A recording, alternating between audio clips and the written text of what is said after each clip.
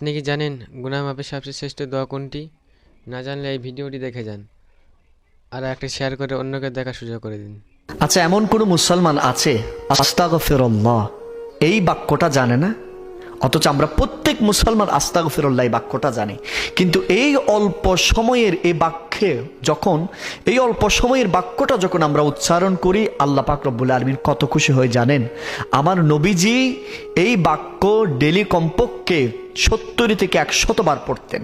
সাহাবায়ে কেরাম নবী করিম সাল্লাল্লাহু আলাইহি ওয়াসাল্লামকে জিজ্ঞেস করা হয়েছে, ইয়া রাসূলুল্লাহ, ইয়া হাবিবাল্লাহ, আপনার তো গুনাহ নাই, আপনি পড়েন কেন?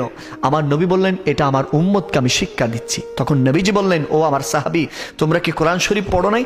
আল্লাহর কোরআন বলছেন, ইন্নাল্লাহা ইউহিব্বুত তাওয়াবিন, নিশ্চয়ই আল্লাহ ভালোবাসেন যেই বেশি বেশি তওবা করে।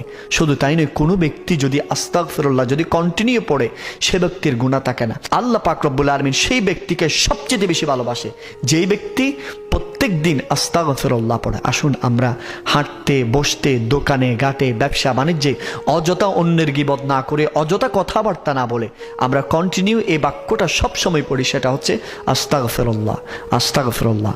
আল্লাহ আমি নিজে যেন আমল করতে পারি, আপনাদের প্রত্যেকেই যেন আমল করতে পারেন। আল্লাহ পাক রব্বুল আলামিন তৌফিক দান করুক।